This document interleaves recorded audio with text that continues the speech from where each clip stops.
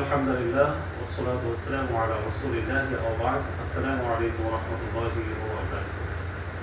সুপ্রিয় দর্শক শ্রোতা, আপনাদের সকলকে জানাচ্ছি জিলহজ মাসের কোরবানির প্রারম্ভে, জিলহজ মাসের শুরুতে আন্তরিক মোবারকবাদ এবং ঈদের অগ্রিম শুভেচ্ছা। সম্মানিত সুপ্রিয় দর্শক, আজকে আমাদের আলোচনার বিষয় হচ্ছে কোরবানি। কোরবানি কি, কেন, কোরবানির সাথে আমাদের সম্পর্কটা কি, কোরবানির ইতিহাস ঐতিহ্য কি। এই কোরবানি পালনে আমাদের অনেক বিধান, অনেক নিয়ম কানুন, অনেক প্রিন্সিপালস রয়েছে যেগুলো আমাদের জানা দরকার।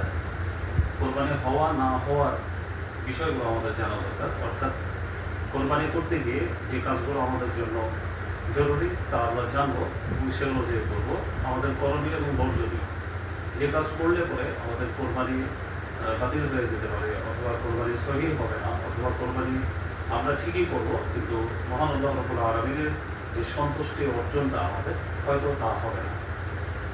কোরবানি একটা ব্যাপক এবং বিস্তারিত একটা বিষয়, যে বিষয়টা সংক্ষিপ্ত সময়ে আমাদের আলোচনা করা অসম্ভব। তারপরও আমরা জরুরি বিষয়গুলো, যেটা খুবই দরকার আমাদের মুসলমান হিসাবে, এবং কোরবানি যেহেতু আর মাত্র অল্প কয়েকটি দিন পরেই আমরা পশু কোরবানির মাধ্যমে, জবাইয়ের মাধ্যমে হালাল পশু, যা আমাদের জন্য আল্লাহ তাআলা পালন করেছেন, বিশ্বনবী সাল্লাল্লাহু আলাইহি ওয়াসাল্লাম যা আমাদেরকে করতে বলেছেন, আমরা সেই কোরবানি পশুর মাধ্যমে, জবাইয়ের মাধ্যমে আমরা যে সন্তুষ্ট অর্জনের দিনের অপেক্ষায় আছি, অর্থাৎ জিলহজ মাসের 10 তারিখ। সেই জিলহজ মাসের 10 তারিখ খুব নিকটবর্তী। এজন্য আমাদের এই ইবাদত করতে গিয়ে, ইবাদতের প্রথম যে কথা, প্রথম যে শর্ত, সেটা হচ্ছে যে সেই ইবাদত সম্পর্কে আমাদের ব্যাপক ধারণা থাকা। আসুন আমরা আজকে সংক্ষিপ্ত সময়, সংক্ষিপ্ত আকারে আমরা কোরবানির ব্যাপারে কিছু আলোচনা করি। আল্লাহ তাআলা আমাদেরকে তৌফিক দান করুন। ওমা তৌফিক ইল্লা বিল্লাহ, আলাইহি তাওয়াক্কালতু ওয়া ইলাইহি উনীব। সম্মানিত সুধী, কোরবানি কি? কোরবানির অর্থ কি? কোরবানির অর্থ হচ্ছে, কোরবানির এই শব্দটা কোরবান শব্দ থেকে, যে শব্দটি মূলত উর্দু এবং ফার্সি দুই ভাষায় ব্যবহার হয়, পাশাপাশি আর কোরবান আরবি ভাষাতেও ব্যবহার হয়। কোরবান শব্দটি করবা থেকে নির্গত হয়েছে। করবা বা করিবুন, অর্থাৎ নিকটবর্তী হওয়া, নৈকট্য লাভ করা। আমরা কার নিকটবর্তী হব, কিসের নিকটবর্তী হব, বা কার নৈকট্য অর্জন আমাদের জন্য দরকার, এবং এই ইবাদতের মাধ্যমে আমরা কিভাবে নৈকট্য অর্জন করতে পারি, কার নৈকট্য অর্জন করতে পারি, সেটাই হচ্ছে কোরবানির মূল কথা। মূলত মহান আল্লাহ রাব্বুল আলামিনের নির্দেশ, আদেশ, বিশ্বনবী সাল্লাল্লাহু আলাইহি ওয়াসাল্লাম কর্তৃক সুন্নাহ, এই কোরবানি আমাদেরকে পালনের মাধ্যমে, সহিহ শুদ্ধভাবে নিয়ম অনুযায়ী পালনের মাধ্যমে মহান আল্লাহ রাব্বুল আলামিনের নৈকট্য অর্জন করাই হচ্ছে আমাদের কোরবানির মূল উদ্দেশ্য। আর কারো নৈকট্য, কারো ভালোবাসা, কারো পক্ষ থেকে বাহবা পাওয়া, এটা আমাদের এই কোরবানির আলোচ্য বিষয় নয়।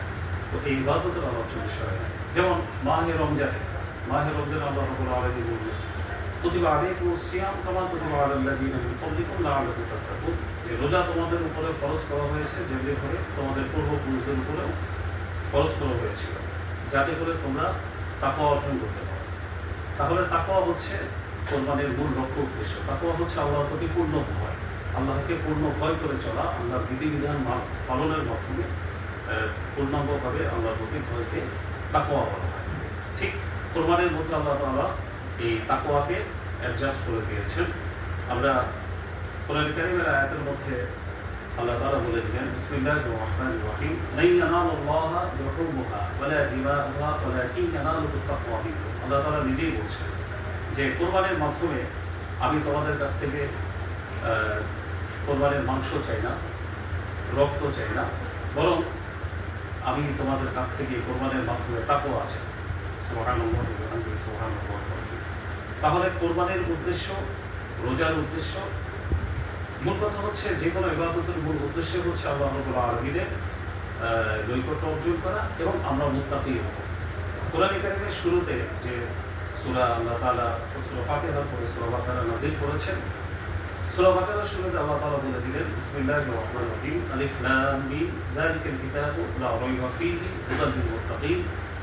এই কোরআন এমন একটি কিতাব যার মধ্যে কোনো সন্দেহ নেই, লা রাইবা ফীহি, there is no doubt in this Quran. হুদাল লিল মুত্তাকিন, এই কোরআনটা হচ্ছে মুত্তাকিনদের জন্য। মুত্তাকিন প্রত্যেকে তাকওয়া থেকে মুত্তাকিন, যারা তাকওয়া অর্জন করে তাদেরকে মুত্তাকিন বলা হয়। তাহলে কোরআনের মাধ্যমে আমরা তাকওয়া অর্জন করি, ইবাদতের মাধ্যমে আমরা তাকওয়া অর্জন করি, রোজার মাধ্যমে তাকওয়া অর্জন করি, সেই কোরবানির মাধ্যমে আমাদেরকে তাকওয়া অর্জনের নির্দেশ দেওয়া হয়েছে। সম্মানিত সুধী, কোরবানি এটা মানুষ দেখানোর জন্য নয়। আল্লাহ তাআলা কোরআনে কারীমের মধ্যে বিশ্বনবী সাল্লাল্লাহু আলাইহি ওয়াসাল্লামকে বলে দিয়েছেন শুধু কোরবানি নয়, এনি প্রেয়ার্স, যে কোনো ইবাদত সেটা হবে একমাত্র আল্লাহ রাব্বুল আলামিনের জন্য। আল্লাহ তাআলা তাই সূরা আনআমের শেষের দিকে আল্লাহ তাআলা বলেন, বিসমিল্লাহির রহমানির রহিম, কুল ইন্না সলাতি ওয়া নুসুকি ওয়া মাহইয়ায়া ওয়া মামাতি লিল্লাহি রাব্বিল আলামিন। হে নবী, আপনি বলে দিন, আপনি বলুন, জনগণকে জানিয়ে দিন, বিশ্ববাসীকে জানিয়ে দিন, আপনার উম্মতকে জানিয়ে দিন, সাহাবে ইকরামদেরকে জানিয়ে দিন, মুমিনদেরকে জানিয়ে দিন যে ইন্না সলাতি, আমার নামাজ, অর্থাৎ বিশ্বনবী আপনি বলে দিন যে আপনার নামাজ, ইন্না সলাতি ওয়া নুসুকি, আর আমার যে কোরবানি, আমার যে স্যাক্রিফাইস। কোরবানি ইংরেজিতে যদি আমরা এইভাবে বলি যে উৎসর্গ করা, স্যাক্রিফাইস, এই যে আমার উৎসর্গ করা, আমার যে কোরবানি করা, ওমাহইয়ায়া, এবং আমার এই পৃথিবীতে জীবিত থাকা, ওমামাতি, এবং দুনিয়া থেকে আমার চলে যাওয়া, মৃত্যুবরণ করা, লিল্লাহি রাব্বিল আলামিন, একমাত্র মহান আল্লাহ রাব্বুল আলামিনের জন্য, যিনি বিশ্ব পালন করেন। বিশ্বনবীকে আল্লাহ তাআলা বলে দিয়েছেন, আপনি জানিয়ে দেন, নামাজ কোনো ব্যক্তির জন্য আপনি করবেন না, কোরবানি আপনি কোনো ব্যক্তির জন্য করবেন না। আপনার পৃথিবীতে বেঁচে থাকা, পৃথিবীতে আপনার বেঁচে থাকাটাও হবে আল্লাহ তাআলার জন্য। আপনি আল্লাহর জন্যই বেঁচে থাকবেন। আল্লাহর জন্য মানে হচ্ছে আমরা বেঁচে থাকলে আল্লাহ থাকবেন, নাউযুবিল্লাহি মিন যালিক। বিষয়টা এমন না, আমরা বেঁচে থাকা আল্লাহর সন্তুষ্টির জন্য। আল্লাহ তাআলা যেন আমাদের প্রতি, আমাদের এই বেঁচে থাকার এই দিনগুলোতে আল্লাহ যেন আমাদের প্রতি সন্তুষ্ট থাকেন। ওমামাতি লিল্লাহি রাব্বিল আলামিন, আর আমাদের মৃত্যুটা, আমাদের মৃত্যু সব প্রত্যেককে মৃত্যুবরণ করতে হবে, দুনিয়া ছেড়ে যেতেই হবে, দুনিয়াতে আমাদের থাকার কোনো সুযোগ নেই। একটা সার্টেন টাইমে গিয়ে আমাদের অবশ্যই এখান থেকে ট্রান্সফার হতে হবে। আমরা ছিলাম মায়ের গর্ভে, সেখান থেকে আসছি পৃথিবীতে। মায়ের গর্ভের পূর্বে ছিলাম আমরা আলামে আরওয়াহ, রূহের জগতে, সেখানে ছিলাম। সেখান থেকে আসলাম মায়ের গর্ভে, তারপরে সেখান থেকে আসলাম পৃথিবীতে। আবার এখান থেকে ট্রান্সফার হয়ে আমাদেরকে যেতে হবে কবরের জগতে। কবরের জগতেও আমাদের থাকার সুযোগ নেই বেশি দিন। সেখান থেকে ট্রান্সফার হয়ে আমাদেরকে যেতে হবে ইয়াউমুল হাশর, বিচারের ময়দানে আমাদেরকে সে আবার নতুন করে আমাদেরকে উঠতে হবে। তো এই যে দুনিয়া থেকে আমরা চলে যাওয়াটা সবাই মৃত্যুবরণ করে, প্রত্যেকের মৃত্যু আল্লাহর জন্য হয় না। প্রত্যেকের মৃত্যু আল্লাহর জন্য হয় না। মৃত্যুটা যেন আল্লাহর জন্য হয়। আল্লাহ যেন বলে, হ্যাঁ, তোমার মৃত্যুটা আমার জন্যই হয়েছে। কিভাবে? অর্থাৎ ইবাদত করতে গিয়ে, আল্লাহর সন্তুষ্টি অর্জন করতে গিয়ে, এই পৃথিবীতে আল্লাহর দ্বীন, আল্লাহর জীবন ব্যবস্থা, আল্লাহর পক্ষ থেকে আসা, এর প্রতিষ্ঠার লক্ষ্যে, অথবা আল্লাহর আনুগত্য করতেই থাকবো, আমি করতেই থাকবো। যদিও আমার মরণ হয়ে যায়, তাও আমি আল্লাহর আনুগত্যের বাইরে চলবো না, আল্লাহর কথার বাইরে চলবো না, আল্লাহর বিধানের বাইরে চলবো না। সম্মানিত শুধু তো সুতরাং আমার প্রত্যেকটি কাজ হবে কার জন্য? মহান আল্লাহ রাব্বুল আলামিনের জন্য। আমার বাবা মার জন্য না, আমার টিচারের জন্য না, আমার উস্তাদের জন্য না, আমার পীর সাহেবের জন্য না, আমার মুরব্বীদের জন্য না, মানুষের জন্য না।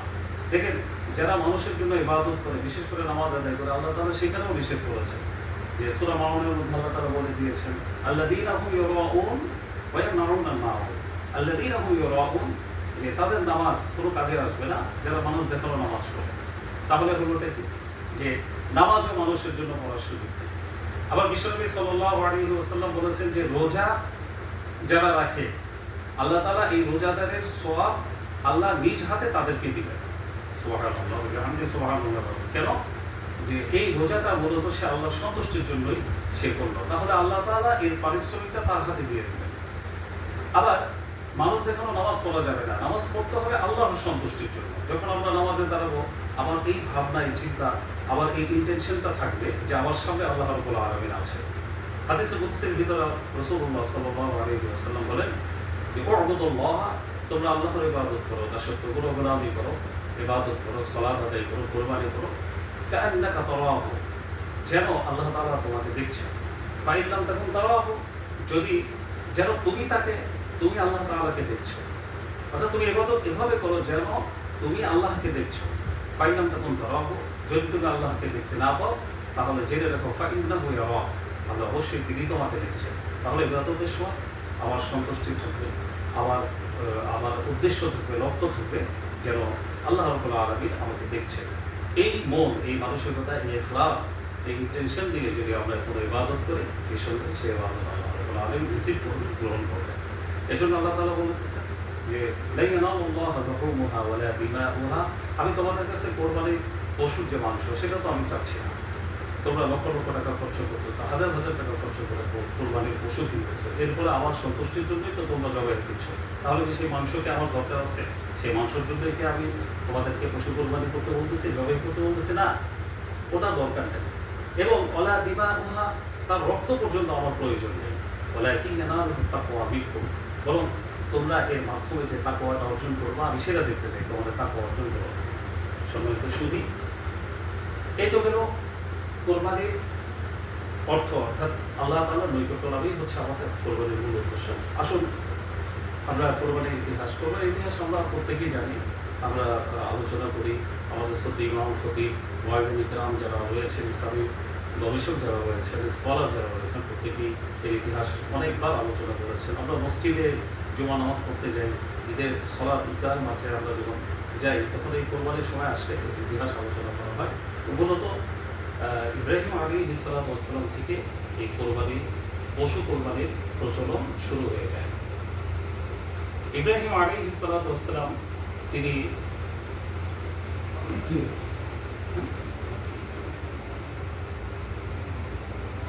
নবন করা আবার ইব্রাহিম আলাইহিস সালাতু ওয়াস সালামের মাধ্যমে আল্লাহ রাব্বুল আলামিন এই কোরবানির প্রচলন শুরু করেন, ইবাদত শুরু করেন আমাদের জন্য। ইব্রাহিম আলাইহিস সালাতু ওয়াস সালাম তার সন্তানের জন্য, যখন তিনি সন্তান ছিল না, যখন তার সন্তান ছিল না, আল্লাহ তাআলার কাছে বললেন, আল্লাহ তাআলা শিখিয়ে দিলেন যে ইব্রাহিম আপনি আমার কাছে বলুন। তখন ইব্রাহিম আসলাম আমার কাছে বললেন, রব্বি সলিহিন, হে আল্লাহ আমাকে নেক সন্তান দান করুন। আল্লাহ রাব্বুল আলামিন এরপরে তাকে নেক সন্তান দান করেন হযরত ইসমাঈল আলাইহিস সালাম। আমরা সে ইতিহাস, হিস্ট্রি আমাদের জানা আছে। ইসমাঈল আলাইহিস সালাম যখন 6 থেকে 8 বছর বয়স, 8 থেকে 9 বছর বয়স, ঠিক এই বয়সে উপনীত হলেন, তখন আল্লাহ রাব্বুল আলামিন বললেন, এই ইতিহাসটা বললেন সূরা সফফাতের মধ্যে, ফালাম্মা যাহাবা মা'আহু সা'য়া ক্বালা ইয়া বুনিয়া, একদিন ইব্রাহিম আলাইহিস সালাম ইসমাঈল ইসলামের সাথে নিয়ে হাঁটছেন। তখন ইব্রাহিম সালাম বললেন, হে ইসমাঈল আমার ছেলে, আল্লাহ ইসমাঈল আমার ছেলে, আমি এই রাতে একটি স্বপ্ন দেখলাম। রাআইতু ফিল মানাম। ইসমাঈল সালাম বললেন, বাবা কি স্বপ্ন দেখলেন? আন্নী আযবাহুকা, আমি তোমাকে জবাই করছি, জবাই করছি বা জবাই করেছি। এরপর ইব্রাহিম সালাম বললেন, ফানজুর মাযা তারা ফারসিল আকিলি, তোমার মতামতটাকে আমি জানতে চাই। ইসমাঈল আলাইহিস সালাম কোনো বিলম্ব না করে তিনি বললেন, ফাফআল মা তুকমার, হে আমার পিতা আপনি তাই করেন যা আপনি আদিষ্ট হয়েছে। সুবহানাল্লাহ। এরপরে ইসমাঈল আলাইহিস সালাম তিনি বড় একটি পাহাড়ের উপরে উঠে যখন তিনি তাকে জবাই করবেন, ঠিক এই মুহূর্তে জবাইয়ের একেবারে জবাই শুরু করবেন, আল্লাহ রাব্বুল আলামিন ইসমাঈল আলাইহিস সালামকে সেখান থেকে সরিয়ে দিলেন। তার কুদরতে সেখান থেকে সরিয়ে দিয়ে জান্নাত থেকে একটি দুম্বাকে সেখানে শুয়ে দিলেন। সুবহানাল্লাহ ওয়া বিহামদিহি সুবহানাল্লাহ। ইব্রাহিম সালাম শুরু করলেন ছেলেকে দিয়ে, কিন্তু জবের শেষে দেখলেন ছেলে না, সেখানে দুম্বা জবাই হয়ে গেছে। সুবহানাল্লাহ। এই হচ্ছে সংক্ষিপ্ত ইতিহাস। আল্লাহ তাআলা এটাই চাচ্ছিলেন যে আমার কাছ থেকে, ইব্রাহিম সালামের কাছ থেকে সেই তাকওয়াটা, যে আল্লাহর আদেশ মানাটাই হলো তাকওয়া, সেই তাকওয়াটা ইব্রাহিম সালামের মাঝে আছে কিনা। কিন্তু আল্লাহর উদ্দেশ্য না যে কারো সন্তান জবাইয়ের মাধ্যমে কোরবানির এই বিধানকে প্রচলন করে, এটা আল্লাহর উদ্দেশ্য না। এটা আল্লাহ তাআলা তার সন্তানকে সেখানে সরিয়ে দিয়ে দুম্বা হয়ে গেলেন। সম্মানিত সুধী, আসুন আমরা কোরবানির ইতিহাস, তাৎপর্য সংক্ষিপ্ত হলেও কিছুটা আলোচনা করতে বললাম, জানলাম।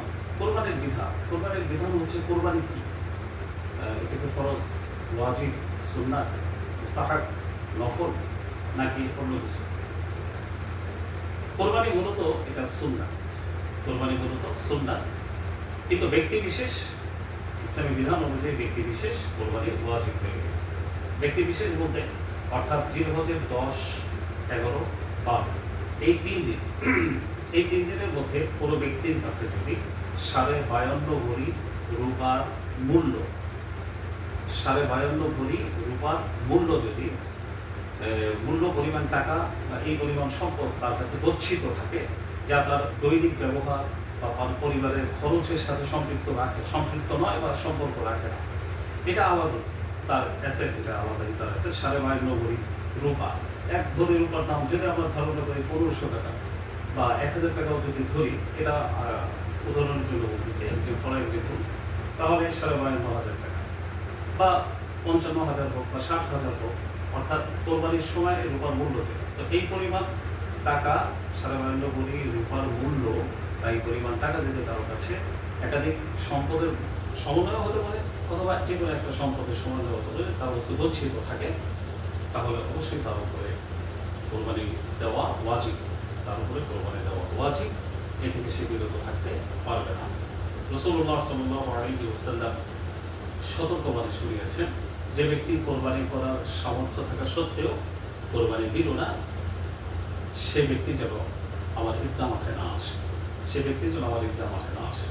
আমরা কোরবানি সামর্থ্য থাকা সত্ত্বেও না দেওয়ার জন্য আমরা নানা কৌশল অবলম্বন করি, পরিবারের নানান ঝামেলার কথা বলি, ছেলে মেয়ের বিবাহ বা তাদের খরচ অথবা নানাবিধ আমরা কৌশল, অনেকে, সবাই না, অনেকেই আমরা চেষ্টা করি এইগুলি কৌশল, এগুলি বলে আমি কোরবানি না করা থেকে কীভাবে বিরত থাকতে পারি। কিন্তু বিরত থাকবেন কীভাবে? আপনি যদি মোহাম্মদ রাসূলুল্লাহ সাল্লাল্লাহু আলাইহি ওয়াসাল্লামের প্রতি বিশ্বাস এবং তিনি নবী, তিনি আমার রাসূল, তিনি আমার আমির, তিনি আমার হচ্ছেন পথ প্রদর্শক, তিনি আমার আদর্শ, তাহলে তার নির্দেশ বাদ দেওয়ার কোনো সুযোগ নাই।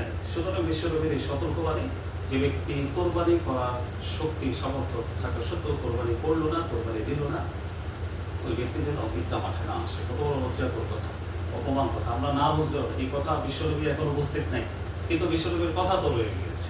আর বিশ্বনবীর কথা তো নাই না, বিশ্বনবী কোনো কথা বলেন না আল্লাহ তাআলার নির্দেশ ছাড়া। তার মানে হচ্ছে ইনডাইরেক্টলি আল্লাহ তাআলা রাসূলুল্লাহ সাল্লাল্লাহু আলাইহি ওয়াসাল্লামের মাধ্যমে এই আদেশ, এই নির্দেশ তিনি জানিয়ে দিয়েছেন আমাদের কাছে। সুতরাং কোরবানি আমাদের, যাদের এই কোরবানি করার যোগ্যতা অর্থাৎ নিসাব পরিমাণ টাকা 52.5 ভরি রূপার সমমূল্য টাকা যাদের কাছে গচ্ছিত থাকবে, অন্য সম্পদ সমন্বয়ে এই পরিমাণ মূল্য যাদের কাছে পাওয়া যাবে, তার জন্য কোরবানি দেওয়া ওয়াজিব দিতে হবে। এছাড়া বাকি অন্যদের জন্য কোরবানি দেওয়া হচ্ছে সুন্নাত। মাসআলা হচ্ছে কোরবানি আমরা প্রথমত উট, মহিষ, এরপরে হচ্ছে গরু, এই 3 প্রাণী আমরা 7 ভাগে দিতে পারব। এই একটা অপশন আল্লাহ রাব্বুল আলামিন আমাদেরকে দিয়েছেন, আলহামদুলিল্লাহ, যে আমার বান্দারা যেন কোরবানিতে শরীক থাকতে পারে, কোরবানির শরীক থেকেও যেন এই ইবাদতটা করতে পারে। তাহলে আমরা উট, গরু, মহিষ, এই বড় প্রাণী যা আমাদের জন্য হালাল করা হয়েছে, এগুলোতে আমরা সর্বোচ্চ 7 ভাগ দিতে পারবো। একা দিতে পারবো, 2 জন মিলেও দিতে পারবো, 3 জন মিলেও দিতে পারবো, 4 জন, 5 জন, 6 জন, 7 জন পর্যন্ত যেতে পারবো। আমাদের একটা ধারণা যে বেজোর হওয়া জরুরি, জোর হওয়া যাবে না, না, এই ধারণাটা সঠিক না। এই ধারণা সঠিক না। আমাদেরকে 1 থেকে 7 পর্যন্ত যে কোনো সংখ্যায় আমরা শরীকানা আমরা দিতে পারি। একা দিতে পারি, 2 জন মিলেও দিতে পারি, 3 জন মিলেও দিতে পারি। নাম্বার 2 হচ্ছে যদি আমরা 3 জন নিই তাহলে 7 ভাগ করা যাবে সেখানে, অর্থাৎ আমি বিশ্বনবী সাল্লাল্লাহু আলাইহি ওয়াসাল্লামের নামে 1 ভাগ, আমি 1 ভাগ দিলাম, আমার মৃত মা, মৃত বাবা, মোট হলো 4 ভাগ হয়ে গেল, আর 3 ভাগ আমি 3 জনকে দিতে পারি। এভাবেও নেওয়া যায়। সুতরাং 7 ভাগের জন্য বেশি নেওয়া হয়। এবার এই পশুর বয়স, অর্থাৎ উট, তারপরে গরু, মহিষ, এদের বয়স মিনিমাম 2 বছর হতে হবে, মিনিমাম 2 বছর হতে হবে। এরপরে কোরবানির বাকি পশু, যে ছাগল, দুম্বা, আমরা সেই ছাগল, দুম্বা বা ভেড়া, সেগুলো দিয়েও কোরবানি করা যাবে এবং কোরবানি করা সুন্নাহ, সমস্যা নেই। তবে এদের মিনিমাম বয়স 1 বছর বলা হয়েছে। যদি 1 বছর কিছু কমও হয়, অর্থাৎ হৃষ্টপুষ্ট দেখতে 1 বছরের মতো বা তার চেয়ে বেশি দেখতে শুনতে সেরকম, তাহলে অল্প কিছুদিন যদি কম থাকে তাহলে অনেকেই এটাকে জায়েজ বলেছে। আমরা চেষ্টা করবো 1 বছর যেন পূর্ণ হয়। এখানে দাঁত উঠা না উঠার কিছু না। অনেক সময় 2 বছর হয়ে যায় গরুর, দাঁত উঠে না, সেক্ষেত্রে সমস্যা নেই। তবে সেটা শিওর হতে হবে, যে বয়স 2 বছর গরুর হয়েছে কিনা, মহিষের হয়েছে কিনা, উটের হয়েছে কিনা সেটা দেখতে হবে। এরপরে আমরা এই কোরবানির পশুর যে মাংস, তো সেটা 3 ভাগ করা, এটা মুস্তাহাব, এটা জরুরি কিছু না, মুস্তাহাবে রাখা হয়েছে। অর্থাৎ 1 ভাগ আমার জন্য, 1 ভাগ সমাজের জন্য হোক বা আত্মীয় স্বজনের জন্য হোক, আরেক ভাগ হচ্ছে গরিব এতিম অসহায় যারা আসলে মাসে একবারও গরুর গোশত কিনে খাওয়ার সুযোগ যাদের হয় না তাদের জন্য। এইভাবে এটা হচ্ছে মুস্তাহাব। আপনি একা যদি চান যে সমস্ত গরু অথবা সমস্ত খাসি যারা মহিষের গোশত আপনি একাই খাবেন, আলহামদুলিল্লাহ, নিষেধ নেই, গুনাহের কিছুই নেই। কিন্তু একটা কথা কি, রাসূলুল্লাহ সাল্লাল্লাহু আলাইহি ওয়াসাল্লামের একটি বাণী হচ্ছে লা ইয়াদখুলুল জান্নাতা আল বাখিল লা ইয়াদখুলুল জান্নাহ, অর্থাৎ কৃপণ ব্যক্তি জান্নাতে যাবে না, কৃপণ ব্যক্তি জান্নাতে যাবে না। এখন একটা গরু আপনি একাই খেয়ে ফেলেন, আলহামদুলিল্লাহ ভালো, সমস্যা নেই, কিন্তু আপনাকে অন্য দিক থেকে কৃপণ হিসাবে ধরা হতেও পারে যে আপনার কৃপণতার কারণে, কার্পণ্যতার কারণে এত বড় একটা পশুর গোশত আপনি একাই খেয়ে ফেললেন, আপনার প্রতিবেশীর দিকে খেয়াল রাখলেন না। আপনার আত্মীয় স্বজন, রক্তের সম্পর্ক বা প্রতিবেশী বা গরিব মানুষগুলো যখন আপনার গেটে এসে, দরজায় এসে নক করে যে আমাদেরকে কিছু মাংস দেন, আপনি তাদেরকে না করে দিলেন, এটা কীভাবে সম্ভব? এই জন্যই বিশ্বনবী সাল্লাল্লাহু আলাইহি ওয়াসাল্লাম অন্য দিক থেকে, যদি হাদিসে কোরবানির সাথে না, কিন্তু অন্যান্য ইবাদত, দান, সাদাকা সব কিছু মিলে আল বাখিলু লা ইয়াদখুলুল জান্নাহ, কৃপণ ব্যক্তি জান্নাতে যাবে না। আমাদের সাবধান থাকতে হবে। আমরা অবশ্যই সকলকে নিয়েই আমরা কোরবানির মাংস খাবো। কোরবানির মাংস তো খাওয়া ছাড়া আর কোনো উপায় তো নেই, কিন্তু প্রথমত উদ্দেশ্য থাকতে হবে আমার আল্লাহর সন্তুষ্টি। এর সাথে আমরা কোরবানি যদি শরীক নিই, শরীক যাদেরকে দিচ্ছি অবশ্যই তাদেরকে জাস্টিফাই করতে হবে। তাদের জাস্টিফাই ছাড়া যদি আমরা নিই, সমস্যা হচ্ছে যে এখানে মাসালার মধ্যে পড়ে যাবে, যে যার উদ্দেশ্য থাকবে মাংস খাওয়া এবং ব্যক্তিকে সাথে নিয়ে কোরবানি যদি করেন, কোরবানি কবুল হবে না, কোরবানি কবুল হবে না। এরপরে যাদের ইনকাম হালাল না, অথবা কোরবানির পশুর ভাগে যে টাকাটা দিল সেই টাকার মধ্যে হারাম টাকা যদি কোনোভাবে অ্যাড হয়ে যায়, নাউযুবিল্লাহ, তাহলে তো কোরবানি হবে না, কোরবানি সহি হবে না, কোরবানি কবুল হবে না। সুতরাং যাদেরকে দিচ্ছেন, পার্টনারশিপ হিসেবে যাদেরকে দিচ্ছেন, সাথে দিচ্ছেন যাদেরকে, তাদেরকে অবশ্যই খেয়াল করে দিতে হবে যে তারা আল্লাহ তাআলার কাছে প্রিয় বান্দা কিনা, আমলের মাধ্যমে আমরা প্রিয় বান্দা হতে পারবো কিনা, এটা তো আমরা বুঝবো না, কিন্তু তাৎক্ষণিক বা বাহ্যিক আগ্রহের মাধ্যমে, তাদের কালচারের মাধ্যমে, তাদের অ্যাক্টিভিটিসের মাধ্যমে আমরা বুঝতে পারবো যে এই ব্যক্তির ইনকাম এবং এই ব্যক্তির আন্তরিকতা আল্লাহর জন্য, ইনকাম হালাল কিনা এবং তার কোরবানির উদ্দেশ্যটা ঠিক আছে। পরবর্তী হচ্ছে যে কোরবানির পশুর যে চামড়া, সে চামড়া আমরা চামড়া খাওয়া যাবে, চামড়া খাওয়া হালাল, সমস্যা নেই। চামড়া যদি আপনি খেতে চান খেতে পারবেন, চামড়া যদি আপনি ব্যবহার করতে চান নিজের জন্য ব্যবহার করতে পারবেন, কোনো সমস্যা নেই। এর বাইরে যদি চামড়া আপনি বিক্রি করে দেন, তাহলে অবশ্যই এই বিক্রিত টাকা অথবা এই চামড়া আপনি দান করে দিতে চাইলে এই চামড়ার উপর থেকে আপনার মালিকানা চলে যাবে, অর্থাৎ এই বিক্রির টাকা আপনার দায়িত্ব থাকবে না। এই টাকা অবশ্যই গরিব এতিম অসহায় যেখানে আছে সেখানে, মাদ্রাসায় আছে বলে মাদ্রাসায় দিতে হবে তা না। আপনার মাদ্রাসায় যদি এদিন থাকে, গরিব থাকে, অবশ্যই সেখানে আপনি দিলেন, যেন তারা পড়ালেখা সুবিধাটা সারা বছরের তাদের একটা এক্সপেন্ডিচার আছে, ইয়ারলি এক্সপেন্ডিচার আছে, তাদের মাসিক একটা খরচ আছে, তাদের সুবিধা পায় বা প্রতিবেশী আত্মীয় স্বজন থাকলেও তাদেরকে হক বেশি, তাদেরকে আপনারা দিয়ে সহযোগিতা করবেন। সম্মানিত ভাই, কোরবানির মাসালা, পশু কোরবানির মাসালার অনেক মাসালা, তো এই মাসালাগুলো আমরা প্রশ্ন আকারে যদি জানার চেষ্টা করতাম তাহলে আরও ভালো হতো, আপনাদের সামনে তুলে ধরতে পারলে। আমরা প্রথমত যেগুলো খুবই গুরুত্বপূর্ণ, বিশেষ করে কোরবানির পশু জবের নিঃসন্দেহ মশালার একটা অন্যতম মশালা হচ্ছে যে ঈদের নামাজের আগে না হওয়া। রাসূলুল্লাহ সাল্লাল্লাহু আলাইহি ওয়াসাল্লাম এটা সম্পূর্ণ নিষেধ করেছেন।